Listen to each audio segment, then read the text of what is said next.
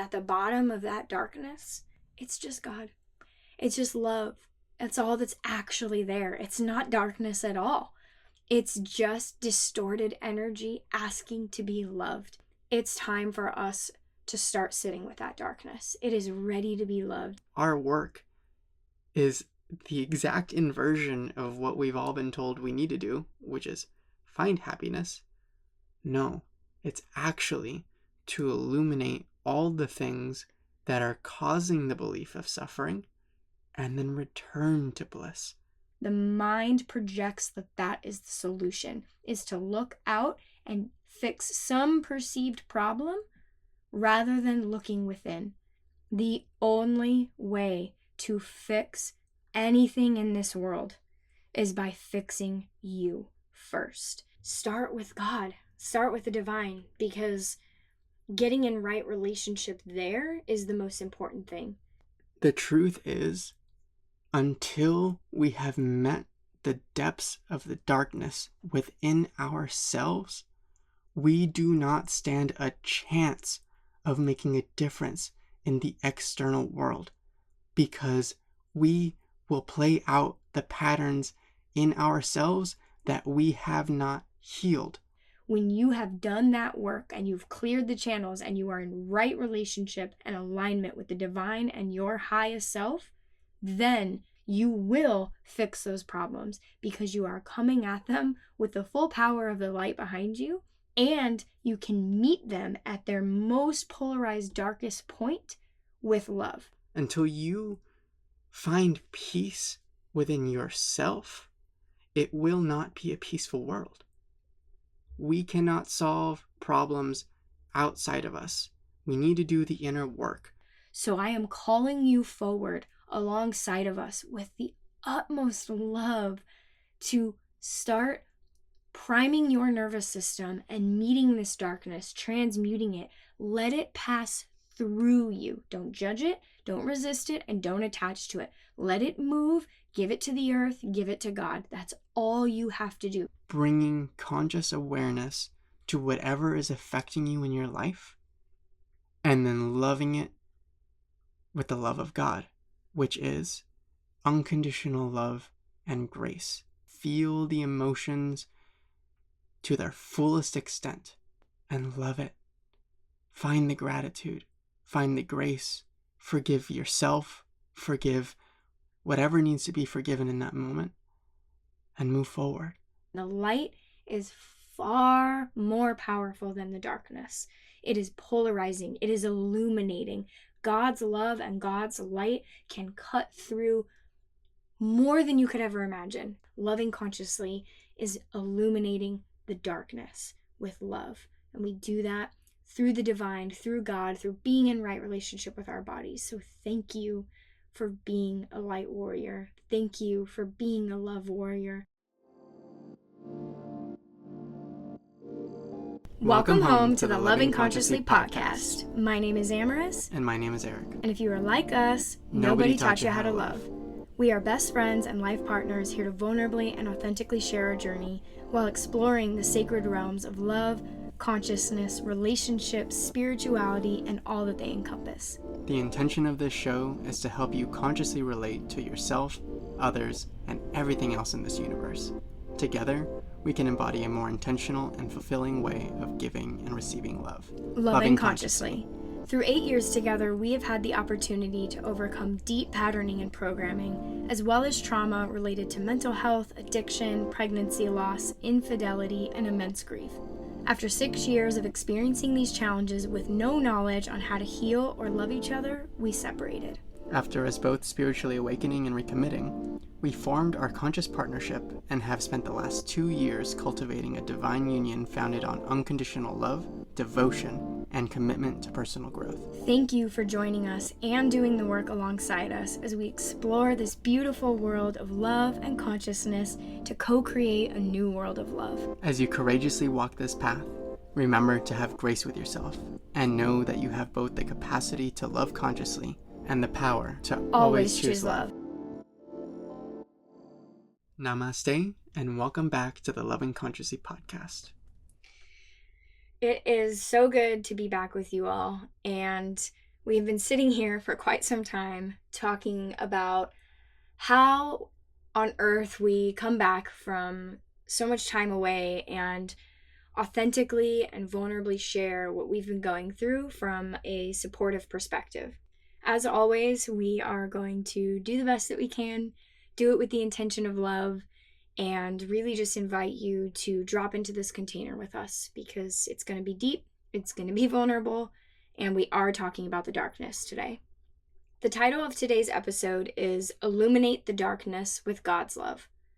We are going to be sharing our experiences with the darkness these past few weeks, and most importantly, how we illuminated it all alongside God with love.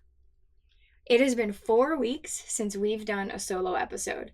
That is 4 weeks of our life that we have done no personal updates at all. We had a guest 4 weeks ago, our first mashup with another show, and then we have been away for 3 weeks. That is obviously not something that we love to do or intended to do, and it was what was necessary and supportive for one of the wildest 3 weeks we've had of this year. So when we talked to y'all last, we were in Georgia dealing with some very major car repairs, and that's kind of when this phase of darkness started. We then went on to Florida. We spent 2 weeks there. We got to see, I think, like 7 different friends, so much community, a really epic amount of amazing crystals, and a lot of really beautiful experiences. And then we had a week traveling home and a week grounding because we are coming to you from our new home. More on that in a minute. Yeah, we completed it, y'all. We did it. If you have been following along at all, or if you are new here, 13 months ago, we left our life in Portland, Oregon after selling everything we owned and our home, and we hit the road. And in those 13 months, we saw all 48 states, 3 Canada provinces, 46 out of 50 national parks. And we did it. We finished it last week. We have arrived home. It was this last Thursday, December 5th. Stick around because at the end of this episode, we have a couple of really major announcements. One of them is where we have decided to settle. Where is home now? Where are we recording from today? So yeah, it's been a really, really full, busy 4 weeks since we did a last solo episode. The last 4 weeks have been some of the most transformative time that we've experienced on this journey. You know, with our travels coming to a head and kind of experiencing the grief of the journey ending and the excitement to be able to ground in and unpack it, there were lots of catalysts that were kind of brought up to the surface as we reached the finish line of lessons that still wanted to be learned or that hadn't fully been embodied yet. And so we experienced this really great dualistic journey where we had some incredibly high experiences that filled our cups with aligned community and divine interactions, and some really, really challenging darkness that was asking to be loved. Before we head into the core content of the episode today, we're going to define what darkness means in the context of this conversation and what light means, so that we can all be aligned in what we're talking about and how we're approaching this topic. I love in the context of this conversation. We're not saying this is universal truth for everyone in every conversation, just this one. That's why it's so important to make sure when you're having a conversation with someone that you're talking about the same thing. I have learned that the hard way. So in this conversation, the darkness, this is like this big thing, and I really want to add some encouragement and context here that looking at these things is, quite frankly, not optional. It is what we are called to do on this planet in this great awakening as carriers of the love, carriers of the light. And it is what I am coming to realize, there is no escaping this work. And so we can look at it now and we can look at it in this safe container of love, or we can shut it off for a later time with some interest. Invitation to just sit with us today in this again, because we are here having come out of some of our darkest darkness to offer support and love and a more graceful way through it. So the darkness is anything that isn't love. Yeah, anything that isn't love. And in this context, we're going to be talking about things like limiting beliefs, core wounds, patterns, trauma, truths, right? There can be some dark truths, like child trafficking, for example, and the kind of negative emotions, fear, anger, sadness, and a reminder that the darkness is not bad. The darkness is. It is just the opposite of the light. It is just that contrast polarity. Just like black is not a bad color just because it's dark. And, white is not a good color because it's white and it's light. They're just colors, right? And we use the concept of light and darkness to help understand them. And so just holding in our awareness today that these things are not inherently bad. They have a purpose. They're here to teach us things. They're very, very valuable. I would almost argue in some ways more valuable. I agree with that wholeheartedly. And I'm so glad that you brought it to the conversation, because a lot of times when we talk about the darkness and the light, or doing shadow work and uncovering some of these limiting beliefs and whatnot, there's a negative connotation to what the darkness is. Almost like going in and digging into this deep black goop that we don't want to experience and we've shoved away. And at least for me, in my experience, that comes from having rejected these parts of myself, rejected these truths in the world, and not integrated them into my being. Because when we integrate something and accept it and love it, we alchemize that limiting belief in itself that the dark has to be bad. It can be something that is helpful, that teaches us, like you said, Amaris, something that is actually carries more value in our actual growth and evolution than just experiencing the light. Absolutely. I just want to ask something. Like I was hearing this in my head as you were talking. Like you were talking about this black goop, and we don't want to go in there and we don't want to get dirty with black goop, right? And I was thinking about kind of a zoomed out perspective of this. And, I literally heard in my head, aren't you tired? Aren't you tired of living in the in-between? Because here's the thing about avoiding our darkness, y'all. It's still there. And because you're not doing that work to clear space to make more room for light and love and a higher frequency, you're limited in the light you can experience. And we can fool ourselves. And here's the thing.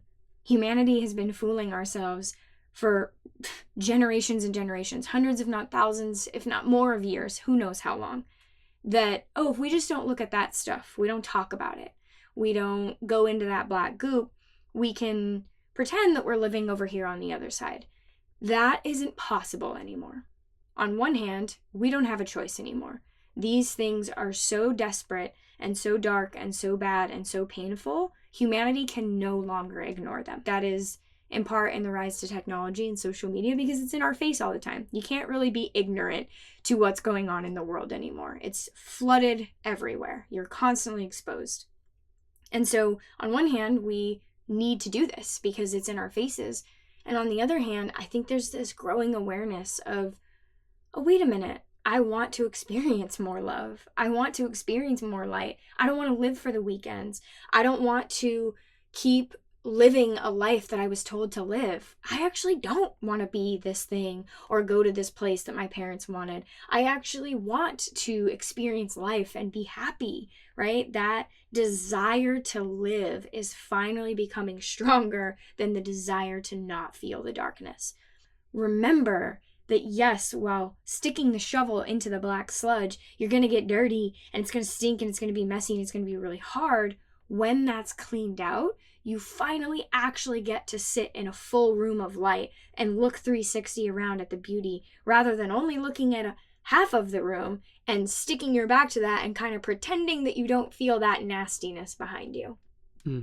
That's a really good analogy, because like I was saying, with alchemizing the goop into light, what you're really doing is essentially having that room, like you said, and rather than having your back to the shadows, you're sitting in the corner and you get to observe the whole room and accept and love the entire room, right? And that includes all the shadows that are cast by objects in the room. If we just say we're never going to look at any shadows, what we're saying is the world itself isn't perfect and we need to be in control of it so that we can only experience the light. And man, does that sound like an anxious existence? Feeling like we always have to control our external experience to only get the experiences that we deem are good for us. When we learn to love everything as it is, shadows included, then we can actually be at peace and be in a grounded state where we can actually make a difference in this world and enjoy this life, which is what we're meant to do. The thing about light and why we're going to define it again in the context of this conversation is that we experience this amnesia where we think we know what light and happiness is. And it isn't until we actually start uncovering the darkness that we realize that the capacity that this world has for light. We're living at 10% and we think that that's the peak. And there's just so much more. I would argue we're living at 1% or less, but you know, this one's for the conscious folks listening, the spiritual folks listening, the woo-woo folks listening, the people who think they're on some type of personal development path in any form, whatever that means for you. It can be really easy to think, oh, I've been on a path for 5 years, or I've done this, or I've been doing, work on myself. Here's the thing. Same. I had told myself, oh, my spiritual ego, right? I've been doing conscious full-time daily work for 3 years now. I've been on my journey for 4 years. Like, I've done this, and I've sat with ayahuasca, and I've purged this thing, and I've done this experience and this ancestral healing. And here's the thing. I too thought that I had faced my darkness. And I'm here to tell you, if you are not living a life of perfect abundance and alignment, true heaven on earth, you haven't faced all your darkness. And it can be really easy. It was really easy for me to think that, like, oh, I'd face the darkness. The experience that we've had over the last week is on a whole other level of facing societal darkness, of facing the core, most darkest truth of why this planet is the way that it is and what's really going on, taking that into your own experience and facing that. And so, invitation, if you're listening to this and you're like, well, I've definitely faced down my darkness, it never ends.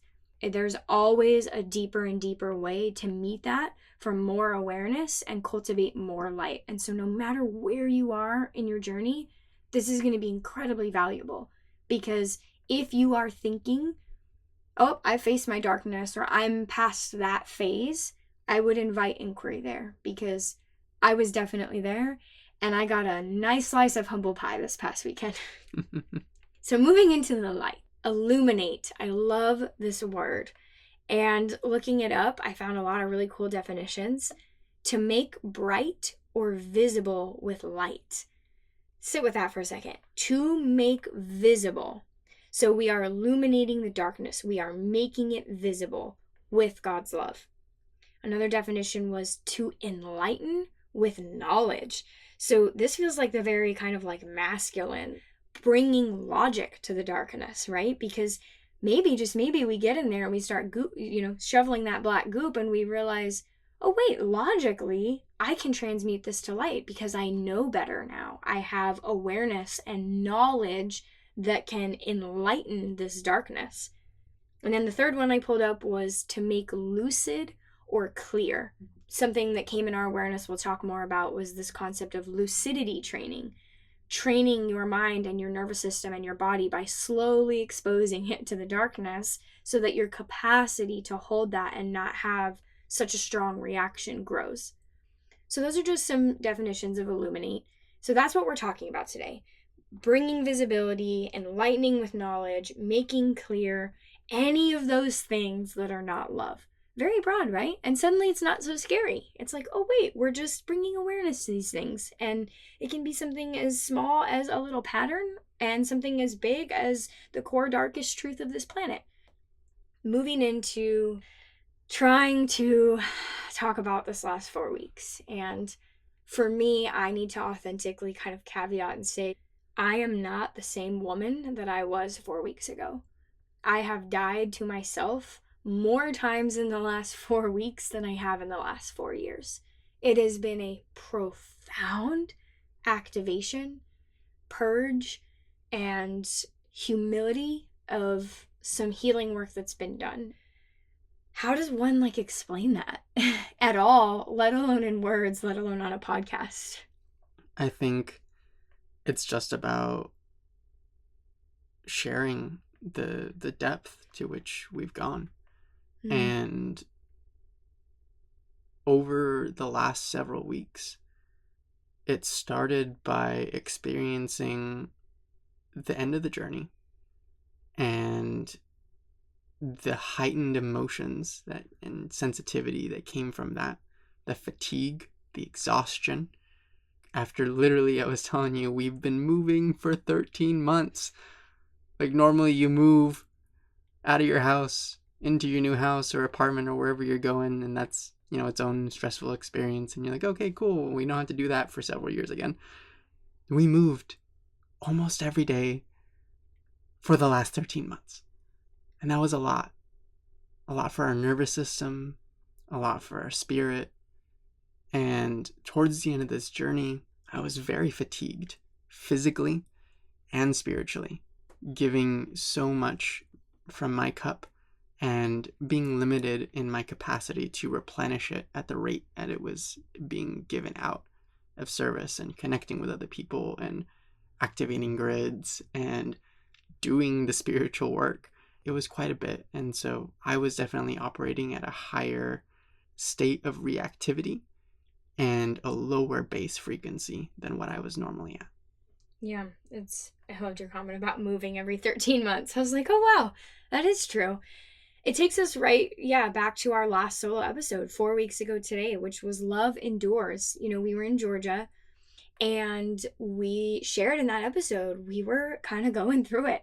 We were nearing that month mark left on our trip, and, I didn't think we had another breakdown in us, to be honest. And update on that, we did make it here safely, and the noise has returned. And so we have a sneaking suspicion that something is wrong with our brand new rear differential again. We were in a state of endurance. That's the perfect word. And I think that was when, with our frequencies being lower and our vibrations being lower, and we were really kind of in this mental state of we'll just deal with it when we get there. So if something would come up, it was my nervous system can't. We'll just deal with it when we get there. And that is not a healthy pattern. And we know better. And at that time, it was what was most supportive to our nervous systems. And so we started this kind of cue of we'll just deal with it when we get there. And then we move into Florida, right? And we're having the best 2 weeks, having all these beautiful experiences, seeing so many of our beautiful conscious friends, old and new, and it just was really, really cup filling and beautiful. And kind of that we were, back turned to the darkness, we're just gonna save that. Well, that caught up to us, because you can't do that for very long. We've tried, and you need great amounts of escapism, and we don't do that anymore. So for us, the capacity is very low. We didn't even make it 2 weeks. And it brought us to Gratitude Day. The day many people celebrate is Thanksgiving. We don't celebrate that holiday. But we did really go into that day consciously being in gratitude, which is something that's been a big part of our journey lately. We did an episode on gratitude. It's really potent. So I would definitely take a listen. And on that day, I kind of peeked at social media. It was actually right around when I left social media. I've actually been off for almost 3 weeks. And I realized how it was just this big, massive flood of people talking about all the great things they were grateful for. And I don't know why that day, but I woke up that day and the darkness consumed me. I have shared, I think before on this show, after sitting with ayahuasca in January this year, I had a massive purge of energy that was stored in my left sciatic nerve. And it's been something I've been navigating all year. It flares up when something's asking to be moved. And I woke up on Gratitude Day with the most extreme nerve pain that I've had since sitting with ayahuasca. I was limping. It was really painful. And it was kind of this physical representation of this is asking to be moved. This is asking to be loved. You cannot keep avoiding this. And I had a really profound healing session with a friend in Florida, and she was like, this is knocking, Amaris. This is knocking on your door.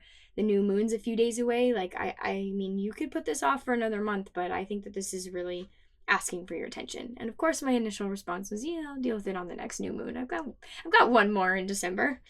Well, that didn't happen. It just didn't happen. And so I started having a very, very deep somatic purge for several days of sexual trauma stored in my body, which moved us into landing home.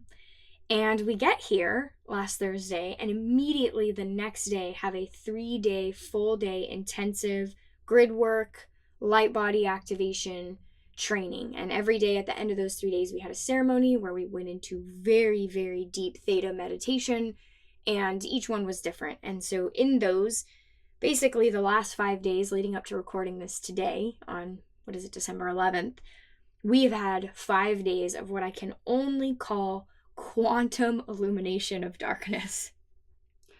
Yeah, that's pretty accurate. Thank you for sharing your journey and what you experienced during those last several weeks. For me, it was more challenging earlier on. I had pretty much hit my capacity when the differential went out.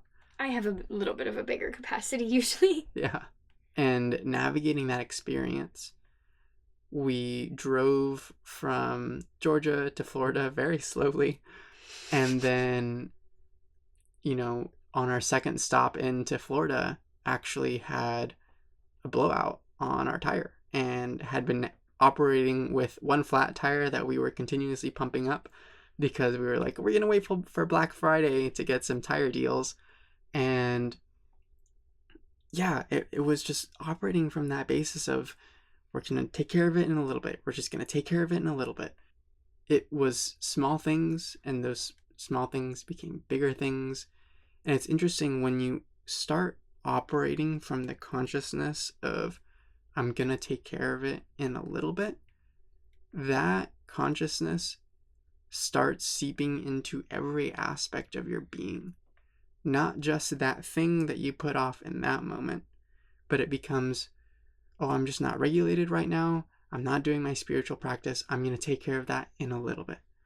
Oh, I'm just not eating right. I'm not taking care of my body. I'm going to take care of that in a little bit.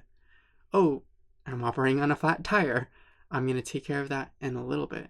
And these things start building up.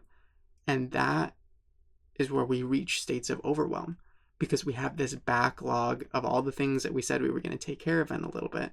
And that is what led to me really experiencing some breakdowns on a spiritual level, on a mental level, of not being able to hold the things that were coming up in my experience with love and with presence. And so I was much more reactive. And when you're operating from the spiritual ego, it can be easy to think that things are the way they are because of things outside of your perception. And I started projecting a lot onto my partner, all of the things that I was experiencing. In that experience, old patterns were coming up to be resurfaced, and I actually revisited an old pattern. It was interesting when we were talking about sharing this, the word relapse came up, and it's so interesting because my context around the word relapse is so different these days. There's this negative connotation around, oh, we relapse, and so that's a bad thing, and we have to be ashamed of it, and we have to basically reject it and not meet it with love. What if we can accept the relapse as a revisiting of old patterning from a conscious perspective?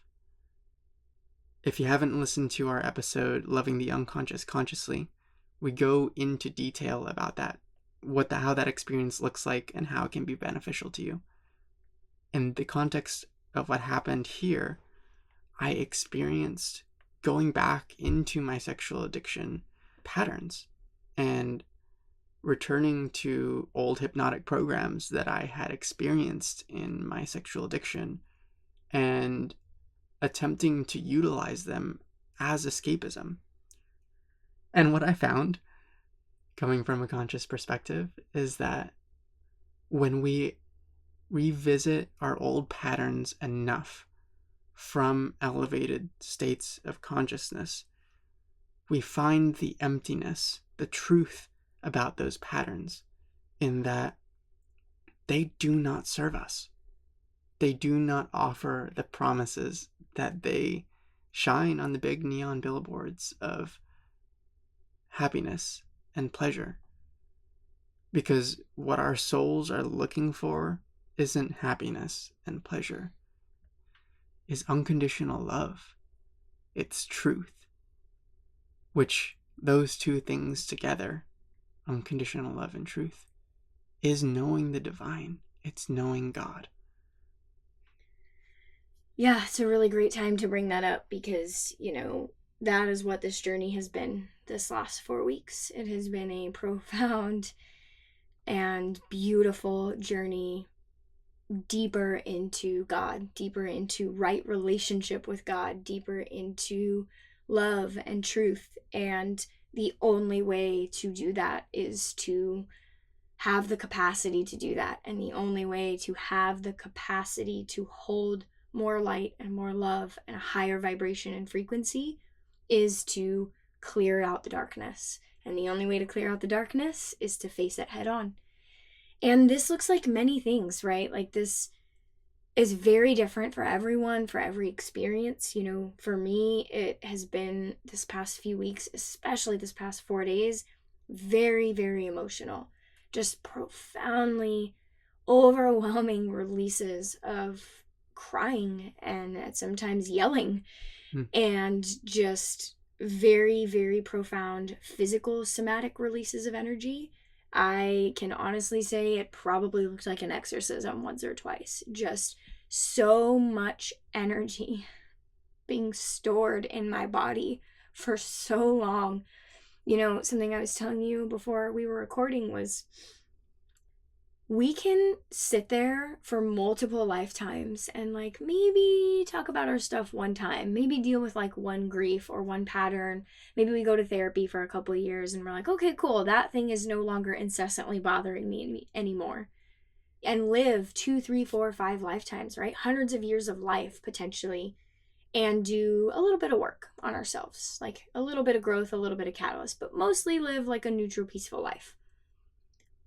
What has been happening the last 4 or 5 days feels like 50 lifetimes of work. I've done more emotional release and psychological and spiritual meeting of my darkness in this last few days than I have in years, and honestly in most of this life put together. And what I have found from that is, it's not as bad as I think it is. It's excruciating for 5 minutes or 30 minutes or an hour, and then suddenly the clouds have parted.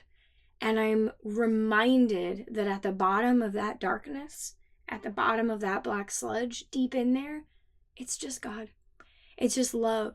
It's all that's actually there. It's not darkness at all.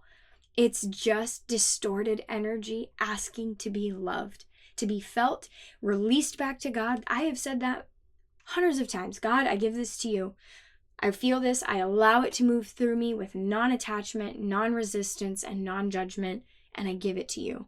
I am going to observe this with love. I welcome you. I welcome you, energy, limiting beliefs, traumas, wounds, patterns, fear, anger, sadness, sexual abuse. I welcome you. You are safe here. You are loved. I'm not going to judge you. You shouldn't be here. I shouldn't be feeling this. This isn't right. This is wrong. This is that, right? That's the ego. All this, I shouldn't be this, right? I'm not going to judge you.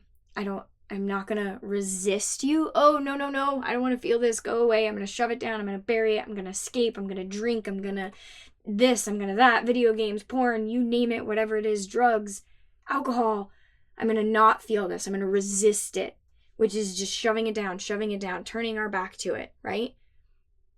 And I'm not going to attach to it. I am aware of it. I am allowing it to pass through my body. I'm allowing myself to feel it, but I am not it. I am not clinging on to it and becoming it. Because what I've noticed is, through my life, I have done many of these and all of these at different times, but I'm kind of noticing this chronological, like we judge things, right? It's a mental thing first. Like, we shouldn't feel this abuse, or we shouldn't talk about this trauma. We shouldn't talk about this grief, this loss, miscarriage, whatever it is, right? We shouldn't talk about that. So we already have this judgment in our minds. Then that thing happens, and the emotion and the energy is there, and it's asking to be loved. It's asking to be felt and transmuted and healed and given to God. And we attach to it, right? Like, we become this suffering. And as that suffering builds and that energy builds, we then resist it, right? It becomes too great. I don't want to look at this. And they can go the other way. It can be resistance and then attachment, or attachment and then resistance. But you can see how these three work together, and we just create this tsunami of chaos. Like, when you were holding space for a session for me to journey really deep. And there was areas in several areas of my body. I have one on my shoulder, I have one on my leg, I have one on my back. And when I described it afterwards, I was like, it was like this swirling black hole of chaos. Like, there was so much, I couldn't even discern what was what. It was just this big black energy siphon of chaos. And that is what these become. They become physical and spiritual and energetic blockages in our physical body, in our consciousness, in our light body, your aura, your energy body. You can use whatever words work here for you. And it just sits there, and you can ignore it, and you can resist it when it comes up knocking on your door, like mine did on Gratitude Day, literally diving me into doing my first cold plunge because I was in so much nerve pain. You have to make a choice. I am very confidently offering here today that humanity is being asked collectively to make a choice right now. It is knocking. It has been ignored and judged and resisted for far too long. We need to look at this stuff. We need to look at the truth of corruption and poverty and addiction and mental health and child trafficking and what is really going on behind all of this chaos they put on the screens to distract and divide you. It's time for us to start sitting with that darkness. It is ready to be loved. And I'm here to tell you, after doing that for the last 5 days, what is waiting on the other side is ecstasy, is bliss, is pure heaven on earth. We can have that all of the time. We just have to get through this darkness. We just have to illuminate it. And as someone who experienced that ecstasy all day yesterday, it looked like going to the grocery store and filling our water jugs with RO water and putting my hand on the jug and going into deep communion and reverence with the water, praying for the water, thanking the water, and coming to full body, as if I was on a heart activator, sobs, because I was so connected to God in that water, to the gratitude of having clean water, of having water at all. It was such a spiritual experience, getting water, something that I've done thousands of times in my life, and I've never had that. You know, it's one of many, many examples, but food, everything yesterday, connecting with my dog was just an act of communion with God. When we say being in union with truth, with love, with God, this experience truly is bliss. And this was how we were meant to live on this planet, as our natural state. Humanity is collectively living in a state of separation and suffering, thinking that that is our natural state, and that achieving states of bliss are actually something that are temporary, that aren't our natural state, that we have to go to, when it's actually we are returning to that state when we experience bliss. And so our work is the exact inversion of what we've all been told we need to do, which is find happiness. No, it's actually to illuminate all the things that are causing the belief of suffering and then return to bliss. Like if we're driving in a car and our windshield is dirty and we want to see clearly again, we have to clean the windshield. And that is what we are called to do on this planet. That is why we illuminate the darkness with love. And we reclaim those parts of ourselves. When I went through this experience of going through revisiting an old pattern and how that affected my being, our partnership, the family unit, what I saw was I had re-entered on a very subtle and different level the consciousness of shame. Because being spiritual and having walked this path, going and revisiting old patterns in the past, I was like, oh yes, this is about forgiveness. It's forgiving myself. It's accepting the forgiveness that's already given to us by the divine. And the one thing that was always catching me up until this time of revisiting the pattern was it's allowing it to be what it is so fully and completely that you're not afraid to talk about it, that you're not afraid to share it with the people around you that you love. And this gave me the opportunity to heal that pattern on an even deeper level, because in every aspect of our past patterning where I've quote unquote relapsed, it's always been my partner's intuition or God's divine intervention that has brought forward the disclosure.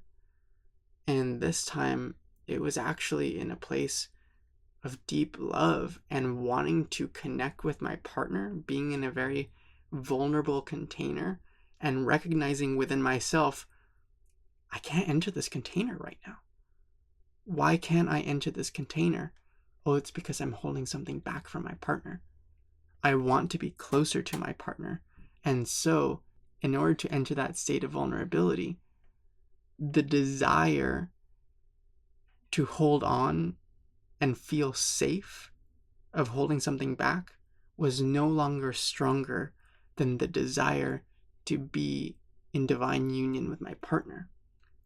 And so it became instantaneous and easy to say, this is what I'm experiencing. This is what I just went through. I want to share my heart with you. It's beautiful. Yeah, I think these last 2 nights really, and it's been, I want to clarify, like, I'm going to say the most intimate 2 nights of our life, and there's been like almost no physical connection at all. Intimacy, we're still learning. 8.5 almost years now, we're still learning. Like, intimacy's hard. I heard a description once, I don't remember where, that was like, intimacy is like letting someone see your soul, letting someone see your truth, which includes your darkness. And that's what the last few days have been, is not only meeting that darkness in ourselves, but being intimate and vulnerable to let the other person see it. And I'm so proud of you for doing that work, because I know how challenging that is for you. It is one of your gene keys. And yeah, I really see the effort there, and for me it's been really tough as well. I think going into those really deep wounded parts of myself, all that yucky gunk, that just the things you've never said to anyone else before, and having a space where I can say that to you.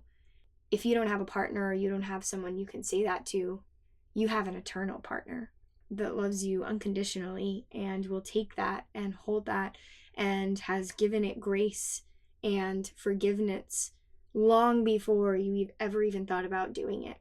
Invitation in your relationships to be more vulnerable. It's really easy to talk about the patterns in the relationship, right? Like, this to me is the marker of a true conscious partnership, is most relationships, they have no problem talking about their problems, right? Can you be deeply vulnerable and talk about your darkness, your patterns, your traumas?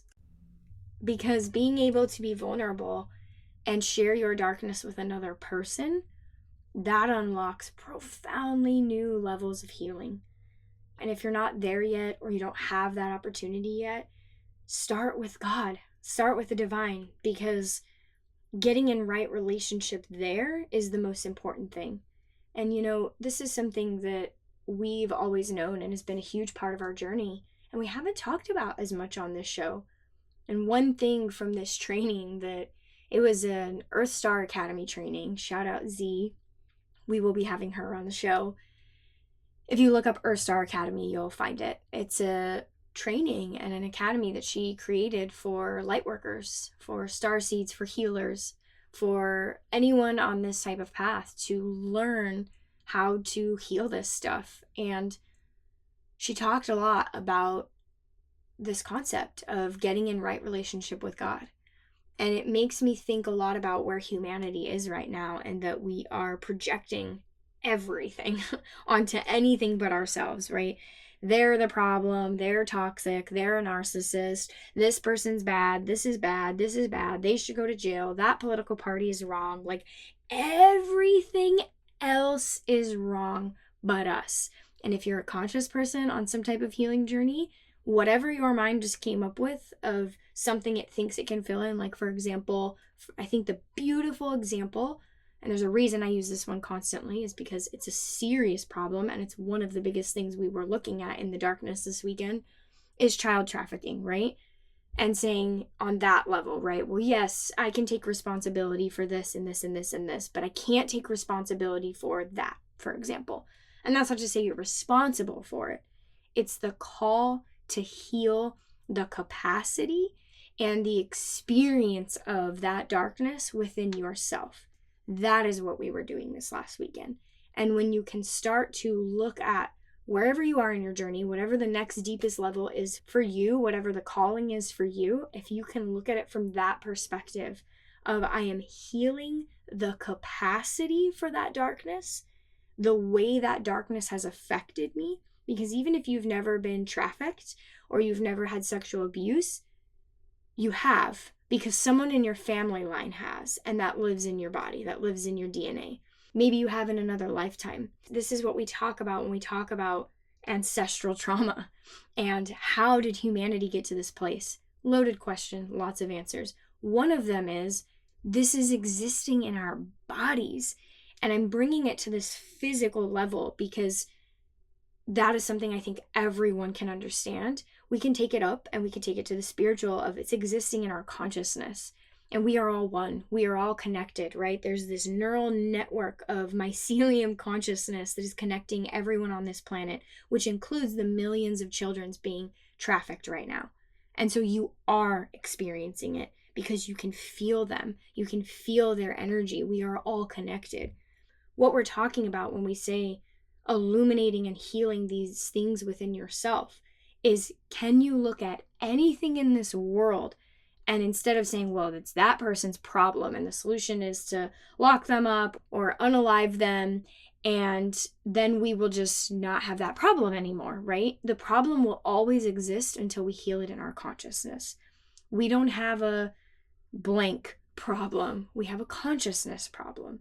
And so this work and what is being asked, especially of those with more awareness right now, is to start acknowledging, loving, transmuting this stuff in our own experience. That is very beautifully said. If you are still with us right now, I commend you, because this work is challenging. It really is, because it's asking you to entertain in your consciousness some of the darkest experiences in the human experience. We're talking about a really holistic journey here that Amaris and I have kind of quantum leaped through, typical us fashion, in the intensity that we live at, of recognizing that this starts with our individual physical bodies. That's where this journey started. This is our temple. This is our vehicle, our avatar for our consciousness, our soul, whatever label you want to use for God to actually manifest in the 3D reality. We are all part of God and a fragment of the divine consciousness, an access point rather than a fragment, is present within each one of us. If we can all agree on that, then the natural state is to want to allow more of the true divine frequency and consciousness into this plane. And in order to do that, we need to upgrade our vehicles and throw on some snow tires, clear out the all the old stuff, and treat our body like a temple. That means our food. That means our water. That means any medications that are not actually serving us. That means intoxicants, poisons, all of these things in our experience. That's where we started. Once we did that clearing work, dumping all the toxins, doing the fastings, all of the stuff, the progression was to become more conscious from a spiritual space, conscious of our egos and our minds, conscious of our patterning. And so that's what started asking to be healed. And after going through that process of doing the ego work and doing the healing, it then expanded to even deeper traumas that were physically stored in the body. Psychic attacks. For me, deep hypnotic programs into my subconscious, entity attachments. And then from there, when we can meet that level of darkness in our experience, we start experiencing the darkness of the collective from a consciousness that we couldn't earlier, because so much of our bandwidth was focused on the internal things that were coming up. You're touching on something so important that I'm so glad we're getting to and we can drive home in this episode. What I was getting to earlier, and you kind of brought it full circle around, was we project everything out so that we don't have to look in. If there's anything that you take from this episode, the only way to fix anything in this world is by fixing you first. You can go out and feed as many people as you want. You can work in the mental health field and help as many people as you want. I did. You can go out and rescue as many children as you want. Until we fix the consciousness problem, those problems will continue to exist. I'm not saying don't care about them. I'm not saying we should also be doing that. I'm saying the mind projects that that is the solution, is to look out and fix some perceived problem rather than looking within. Because a society of healed, conscious people that are resonating at love, that are resonating at truth, that are walking in the divine knowing that their body is a temple and that they are consciousness and pure divine spark expressing itself, don't do those things. So please, wherever you are in your journey, we are calling you into deeper levels. If you are listening to this show, you are a warrior. I know it. And if you've been listening from the beginning or you've been listening for a while, thank you. Because this right here is our moment. If you have any type of awareness of any type of anything, of consciousness, spirituality, what's going on in the world, wherever your level of awareness is, you have some. 99% of the planet does not. So I am calling you forward alongside of us with the utmost love to start priming your nervous system and meeting this darkness, transmuting it. Let it pass through you. Don't judge it, don't resist it, and don't attach to it. Let it move, give it to the earth, give it to God. That's all you have to do. You are not that darkness. You are not going to become that darkness. And it really is so terrifying and so painful for like 5 seconds, 5 minutes, maybe an hour or two, and then it's gone and it's transmuted, and you will feel better than you ever have. And until we all collectively start doing that, those problems are going to continue to exist. And for me, that embodiment of we are the temple and getting in right relationship with God and our bodies is the first step. Then and only then will you be activated. Will you have clarity on what your soul mission is and what you're here to do. And then and only then, when you have done that work and you've cleared the channels and you are in right relationship and alignment with the divine and your highest self, then you will cure those problems. You will fix those problems because you are coming at them with the full power of the light behind you. You are aligned and you can meet them at their most polarized, darkest point with love. It won't affect you. You won't be horrified. There are some people who you show them these dark things and they would end their lives because they can't possibly hold it. You will be able to hold these things. You will be able to sit with people and give them love in those experiences. You will change the world. Mm-hmm. And if you're listening and you're still like, yeah, Amaris and Eric, I get it. It's not the outside stuff. It's the inside stuff.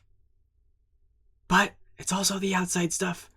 And we really have to go, and we really have to go do that thing. And I really have to go spending all of my time trying to fix the outside world to make it look like how I think a perfect world will look like, where everyone's fed and everybody's rights are upheld and there's no wars and there's no poison in our food and all these things. And I have to go and conform everybody to the will of God, right? Because it sounds so appealing. It puts you in that hero archetype of, I can go make a difference in the world. It's the biggest trap of the ego because it hijacks the good inside of us, our natural state of being of service, to want to make a difference in this world. The truth is, until we have met the depths of the darkness within ourselves, we do not stand a chance of making a difference in the external world, because we will play out the patterns in ourselves that we have not healed. We are susceptible to programming. We are susceptible to our animalistic nature and our programs and our fight or flight response. When we deeply heal ourselves and be able to sit with my own self-imposed ritualistic sexual abuse, I can now sit with other people who've experienced the same thing without being shocked. And not only that, being able to actually have conscious responses to these experiences. How did I heal it within myself? That's how we heal it in the world. Breath after that one. Yeah, it's a lot. It's a lot. I was thinking while you were talking about an example here. I'm the analogy queen today, thank you. Mm-hmm. And I was thinking about, when like you're grieving, right? We've all grieved something. This doesn't have to be a death. It can be loss of a job, a loss of an item. It can be anything, right? You're grieving. And you go to someone and you're grieving and they just say like the worst thing possible, right? And this person's like healthy and happy and well-intentioned, and they don't have to be a grieving person or a bad person or an escaping person. They just don't know how to hold that space for you. And this goes back to that we can only hold the space for others that we can hold for ourselves. As we meet this darkness with love and illuminate it, like you said, it starts with even just being aware that we have an ego, becoming conscious. I think most people listening to this show are. Then we can get down into our own stuff. And then it turns into this other phase. And I think this is where a lot of the spiritual space and a lot of us light warriors are about to be called to. We've been called. I was called 2 weeks ago on Gratitude Day. This call knocked on my door, literally, physically. My friend nailed it perfectly. This is knocking on your door. And I knew, and I literally said in a post that I had made on Gratitude Day, encouraging people to be grateful for the darkness, I said, I feel this finally asking to really be met. I'd met it. I'd met it in ayahuasca. I'd met it several times since. I'd had lots of releases, but like fully. And it was knocking. And this is knocking on our door, friends. We are one big family, and I'm here to tell you, fam, it's knocking on our door. These things are coming out. The exposure is coming. These things are going to come to light in 2025. We have just weeks left in this year, and we need to look at them. And so looking at them now and having the tools and the awareness and the ability now to be in right relationship with ourselves, our body, and God, and to be coming from a conscious, embodied place of love is of the utmost importance. Yes, your job is important. Yes, these other things are important. 10K months, 10K days, making this money, manifesting a car, that shit's not important. And so I invite you to really get honest with yourself. What is important right now? What needs your attention? Because I guarantee you, if you're saying the words I need, it's probably not right. Because the only thing we need to do is heal ourselves and get in right relationship with God. Because our planet needs us, our brothers and sisters need us, the children need us, and we cannot carry on as a species any longer. The cauldron is full and bubbling. It is about to explode. Can you be removed enough that you don't get burned when that explosion happens? And to add to that, not even just not be burned, but to be the firefighter that runs into the fire to help those of our brothers and sisters who don't have the capacity yet, the lucidity, the consciousness, the awareness to manage and understand what is happening around them. Can we be the waymakers on this planet to create what we've all been talking about, right? We don't just say, oh, it's a love and light world and it's gonna attract to us with manifestation. I don't care how many affirmations you say in the mirror in the morning saying it's gonna be a peaceful world, until you find peace within yourself, it will not be a peaceful world. Because everything that is happening on this planet, all of it, is a reflection of consciousness within ourselves. And when we heal those patterns within ourselves, whether it's addiction, whether it's verbal abuse, whether it's depression, whether it's anxiety, all of these mind viruses that are going out in the collective, when we heal it, we are actually solving a problem for humanity. Boom, you solve the problem, and now you can go take it out into humanity. We cannot solve problems outside of us. We need to do the inner work so that we can understand the equation and then translate and take that equation into the variables of the outside world. And when we do that, we can make a change. It reminds me of the common saying, you can't solve a problem from the frame of consciousness that created it. And I realized the humility this last few weeks came from realizing that I was coasting. I was, doing the work when something came up, or, addressing a pattern as it kind of felt urgent. I wasn't really deep down going into this work for myself, let alone the collective. I had gotten comfortable, I guess. And, this work isn't for everyone, and that's okay. We all have different capacities. We all have different callings. We all have different missions that we're here to do on this planet. I'm a light warrior. I'm a starseed, and I'm here to do this work at the darkest depths possible. I'm talking about a quantum meditation into the heart of the center of the earth to find these infected spots of pedophilic consciousness and remove them by allowing them to be seen and loved and transmuted through my body and released type of work. And that's not for everyone, and that's okay. We're not sitting here encouraging you to do that if that's not something you can do. What I learned from this class more than anything is we are all here to do the work. Maybe not that work and maybe not at that intensity, but we are here to do the work. And so you really only have two choices.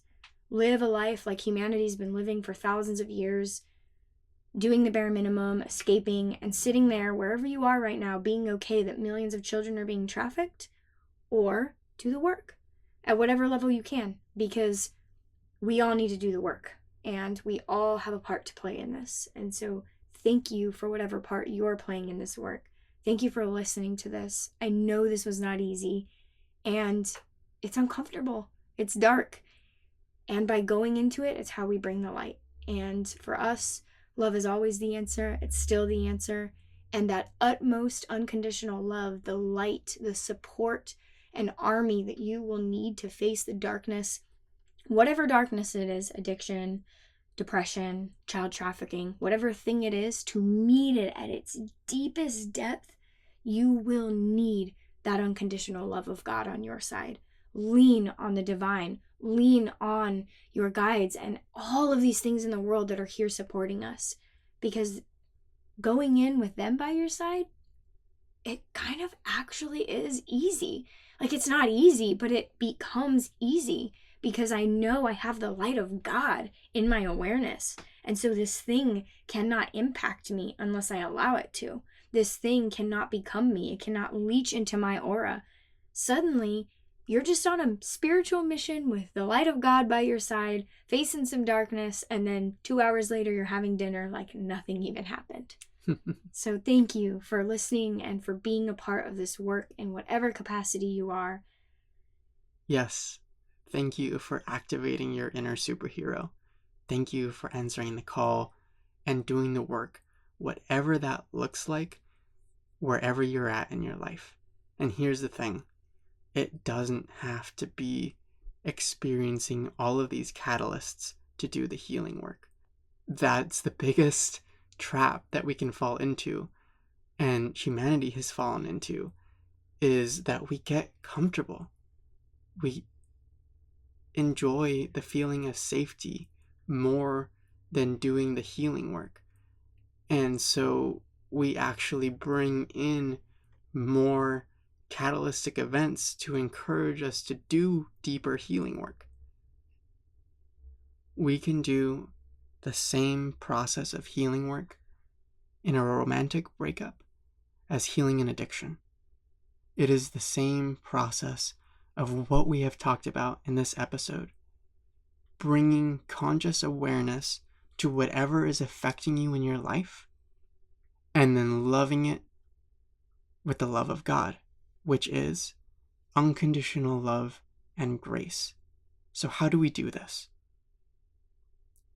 You train your nervous system to be able to look at the pattern you're facing over and over and over again until it has been fully healed and integrated.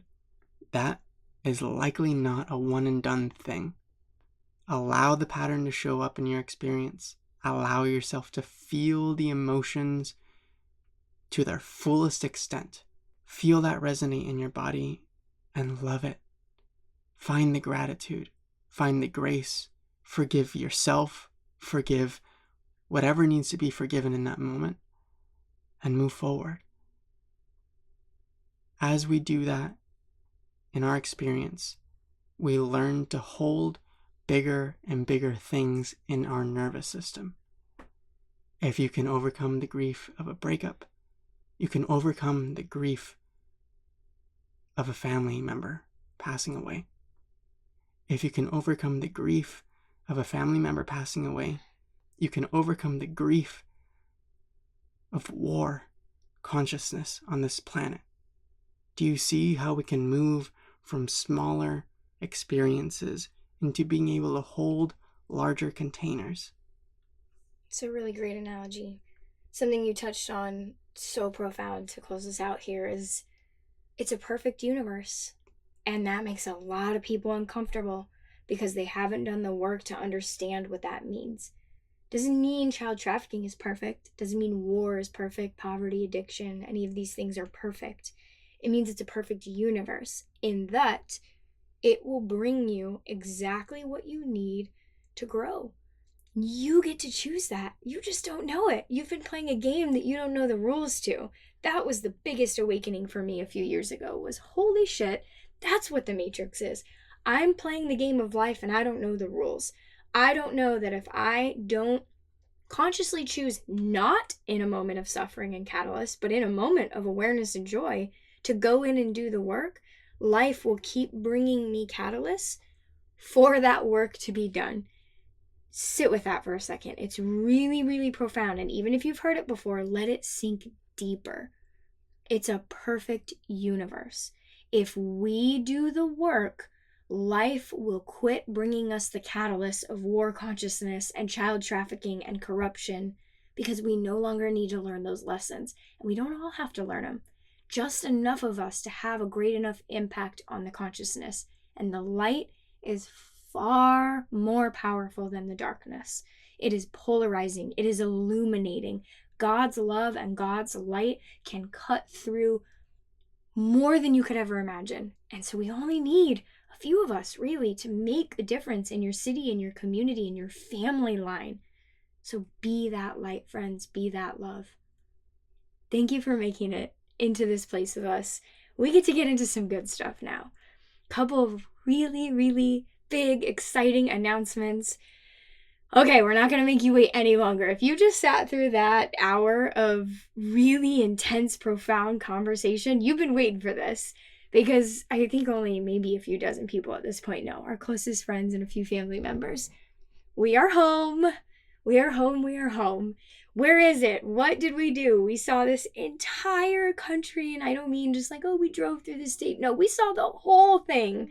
All the top 20 major cities, all the national parks, every state, the entire West and East and Gulf Coast, Canada times 3, and we're going to do an episode on this more in a second. Where are we? For the last time, my love, where are we? Man, even I'm jittering in my seat with the anticipation. Sheesh. We are in Austin, Texas, coming to you live from what I call the City of Light. There's a lot of really great community here. There's a lot of really great consciousness and free thinkers and people experimenting in the spiritual space from a place of deep, deep growth. While we've seen so many beautiful parts of this country with amazing landscapes, and it's the people that brought us back here. You know, this was the only city outside of Portland and Asheville. Portland because we were leaving our home and everything we knew, in Asheville because of what was going on. Austin was the only city I cried leaving. I really didn't want to leave. And, you know, I think the first question is like, so are you buying land? Are you buying a house? This is it? I don't know. I don't think so. I don't think this is it. I think this is it right now. We have committed to 3 to 6 months. We got a P.O. box.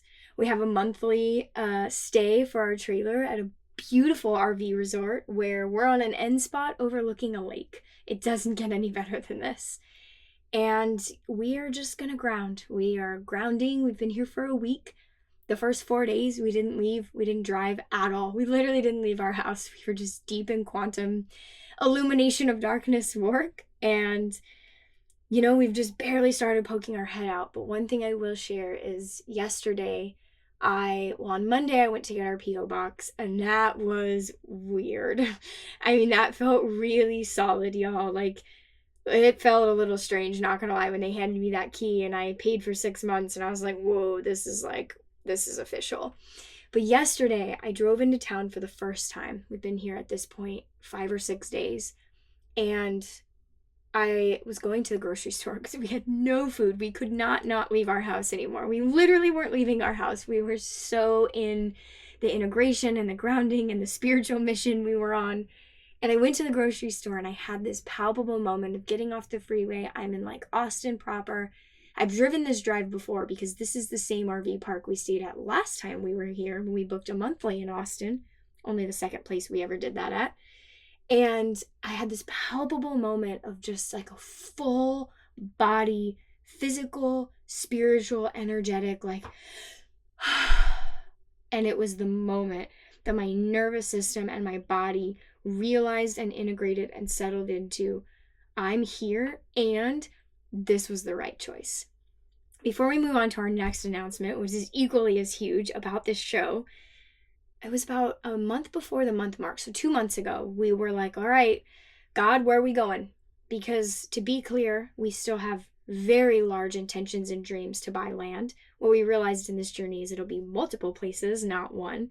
NorCal is still our number one spot. The Pacific Northwest and the forest and the redwoods are still calling to our souls.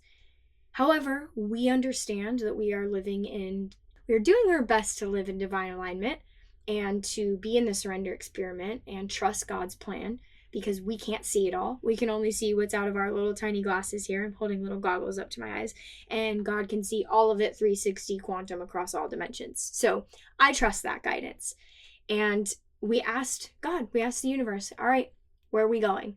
And when I tell you that in the matter of 2 weeks, we received dozens of Austin and Texas signs. We would go to a restaurant, have this profound conversation with this man in Philly. Shout out to Nourish. That restaurant is exquisite. And we're like getting so deep and then realize we haven't exchanged names. What's your name? Austin. We book a stay and it's on Austin Street. Every single place we parked across a dozen states, the plates next to us, Texas. It was nonstop. I would call to book something. Hi, this is Austin speaking. The name of the new crypto campaign on the crypto app I use was called Race Back to Austin. I mean, it literally, God has never been clearer in my life. And every mile we drove towards Texas after finishing our last state of Oklahoma, I knew it. And the second we crossed into state lines, something shifted. And I feel like I've driven into a portal and a light. And so whether God calls us to stay here until the winter's over in 3 months, whether we finish out our 6 or we end up here longer, we don't know. We're surrendered. We're happy to be here. And yes, for me personally, I can confidently say there is much light in this country. There are some places that really need some.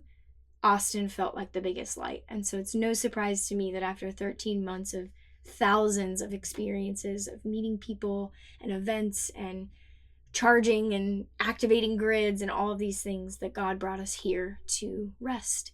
And the final sign, driving into Buda, which a friend so lovingly pointed out to me, we're living in the town that looks like Buda, which is fabulous. It's the southernmost suburb of Austin, and it's beautiful, is their tagline. I got the final sign, and it was there. You know how the highways, they put up signs like click it or ticket or slow down, this and that. This one said, slow down, you're already in Texas. And it was the clearest final sign of our journey, just a few exits before getting off for our RV park. Slow down, children. You did the thing. You finished the journey. You met the people. You experienced it. You activated all of the grid with your special light. You're already in Texas. You can rest. You can recharge. You can be at peace now. And that is a huge projection of our mind because we could have always had that. However, we have it now. And wouldn't you know it, in just 24 hours of being in that peace, we were able to go into this darkness. So we are home in Austin, and we're just going to take it day by day because we don't know what it looks like beyond the next few weeks. So more to come on this journey. This podcast is going to be changing and transmuting and growing with us. Moves me into our second announcement.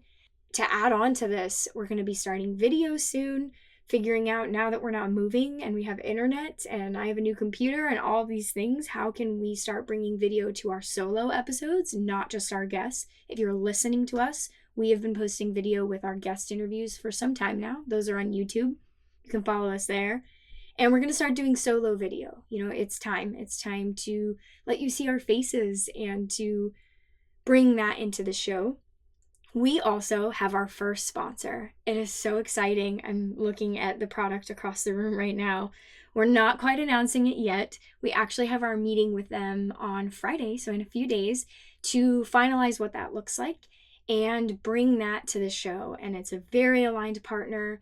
It's something that we are personally using and is going to be of great value to you all listening.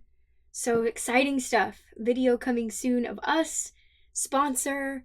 We're in Austin. No more craziness. We have such a beautiful rest of the year planned. There are only 3 episodes left in 2024 for this show, and we already have all 3. So we are having a guest on next week. He is the owner and founder of Organic Muscle. He is a friend and brother of ours. He also happens to be here in Austin, and we are talking about organic health and love. Then after that, we have our second episode in the Loving Conversation series. If you thought we forgot about that, we didn't. It has been tough finding aligned people for this series, so we're doing it quarterly currently. So last quarter, you can listen to Ryan and Rachel's. This quarter, we have something you have probably never consumed in content: twins in a conscious twinship, sistership, friendship, business partners. How are they navigating that? What does that look like? And it's also a strong focus on Reiki, because that is what they do. They are the Reiki twins. So we are bringing the second episode in that series. And then our last episode of the year, we're going to do something really cool where we are going to go through our entire 13-month journey, where we went, what we saw, what we learned, and most importantly, how we went out on this journey looking for answers, looking for this, looking for that. Where are we going to find land? What is our mission? And spoiler alert, we just found God. We just found more love, more healing, more consciousness, more of ourselves, more of each other, and more of the beauty and truth that is this world when we illuminate the darkness. And that is what I'm most excited for in 2025. That is what I'm most excited for in this community, in our lives, in our mission, and in this show, Loving Consciously, is illuminating the darkness with love. And we do that through the divine, through God, through being in right relationship with our bodies. So thank you for being a light warrior. Thank you for being a love warrior. Thank you in your way, the best that you can, for illuminating your own slice of darkness, because it's one less slice for everyone else to have to go play out. So we love you so much. We've missed you being away. We are back. We are settled, and we are so ready to bring more love and more light into this world through this show alongside you all. Thank you for joining us. Thank you for doing the work. Thank you for being a part of this story and this movement to heal the consciousness of this planet. We do not monetize this show. We don't do any advertising. We do it because this is our act of service. The most helpful thing that you can do to help spread this message out is to share it with somebody that you think it will resonate for. Because together we can heal the planet. And I trust all of you to do the work. Thank you. Thank you. Thank you.